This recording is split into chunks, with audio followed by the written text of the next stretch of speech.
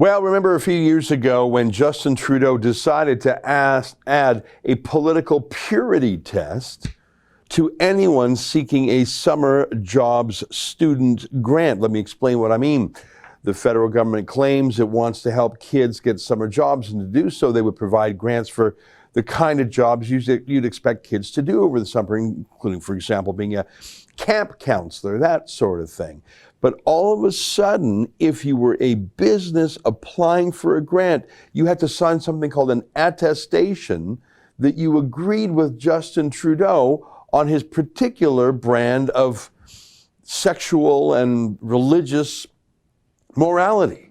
You had to support his views on things like being pro-choice and things like gay marriage.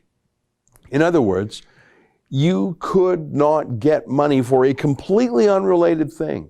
You could not get money to hire a student unless you swore in writing that you agreed with Trudeau on moral questions. By the way, you don't have to agree with Trudeau on moral questions. You're allowed in Canada under the Charter of Rights to have any opinion you like. Now, you're not allowed to discriminate in Canada, but you can hold any view you like. Justin Trudeau, however, said otherwise, and he made a rule that if you didn't swear that you agreed with him, you wouldn't get the dough. Well, one university that applied for such dough is called Redeemer University, as the name suggests. They have a Christian point of view.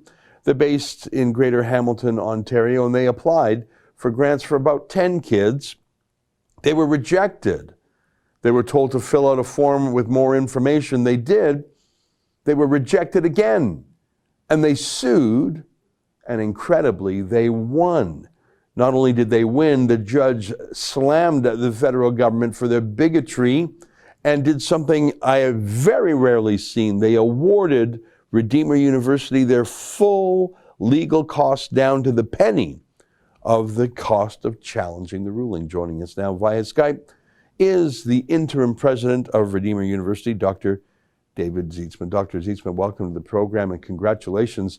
I would have thought this court victory, the federal court a couple of weeks ago by Mr. Justice Richard Mosley, would have been national news. Maybe it's against the narrative of the establishment media because I haven't seen it widely covered. I think that this is an enormous victory. How do you feel about it? Yeah, certainly we're very pleased with the ruling that the court provided. We have certainly seen news in our neck of the woods. The CBC here has covered it, and Global News, I did an interview with them as well. So it's certainly received some traction, at least in our area.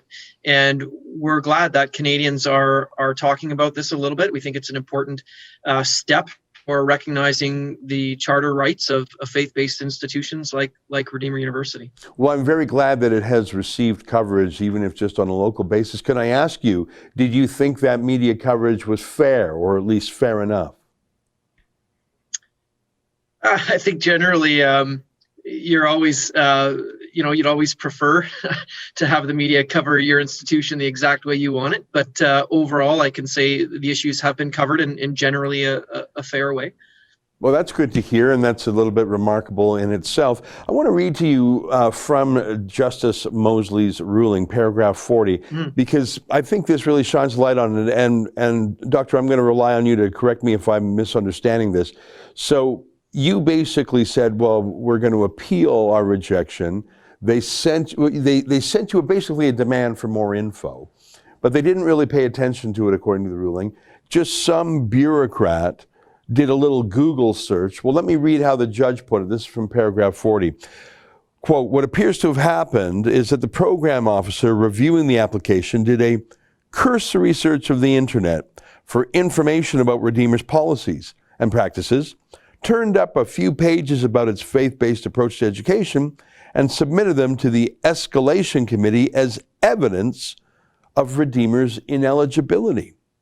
The missing information letter was not, in my view, a genuine attempt to seek clarification or further information from the applicant, as the letter did not address the real concerns held by the respondent.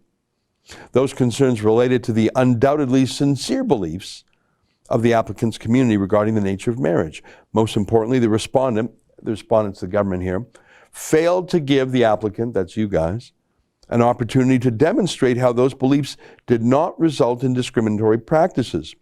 Sending the letter was simply going through the motions to appear to be fair, not an exercise in fairness itself. So if I'm reading that correctly, and Dr. Zietsma, you correct me if I'm not, the court said that they were just asking you to fill out forms and they weren't even really paying attention. As soon as they saw that you guys were believing Christians, that you had a faith-based approach to education, they knew they weren't going to give you the dough, even though you do not discriminate. You do not treat people illegally or poorly. They just saw Christian, they saw faith-based, and they just threw it out. They knew it was, the fix was in. That's my reading of Justice Mosley's ruling. Is that how you take it?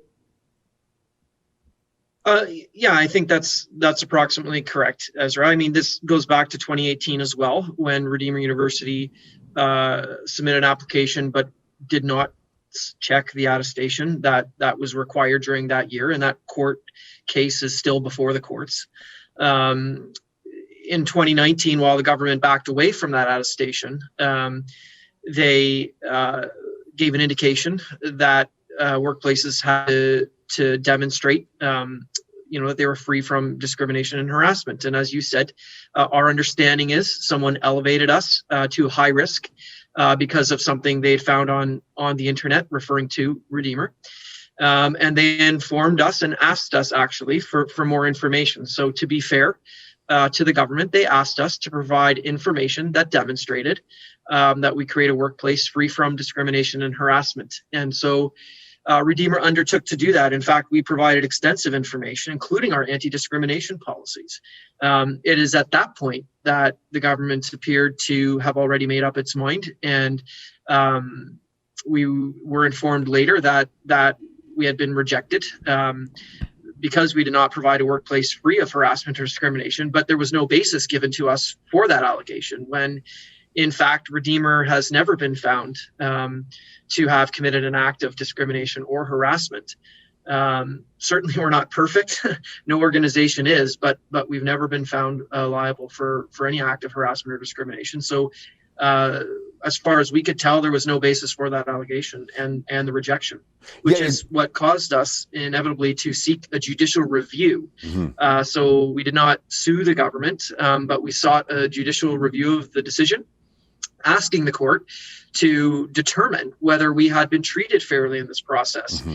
And furthermore, whether we had been treated in a way consistent with our charter rights of freedom, expression, and conscience. And so that was the basis for requesting the federal court to perform a judicial review. Yeah. Well, I mean, a judicial review, of course, is a kind of a lawsuit. You're suing to have a court overturn the decision by the bureaucrat. That's an excerpt from my daily show, The Ezra Levant Show.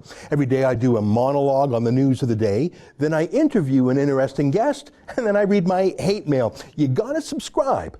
Go to rebelnews.com.